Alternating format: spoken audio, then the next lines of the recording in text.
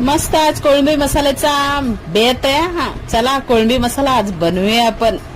बघा तर मग कोळंबी घेतली, कोळंबीला मस्तपैकी साफ करून घेतले आणि नंतर काय करायचंय, पॅन ठेवायचं, पॅन मध्ये तेल टाकायचंय, मस्त लसूण ठेचून टाकायचंय भरपूर सारा आणि गुलाबी होईपर्यंत परतून घ्यायचाय. मग त्यामध्ये कांदा टाकायचाय, तो पण गुलाबी होईपर्यंत परतून घ्या.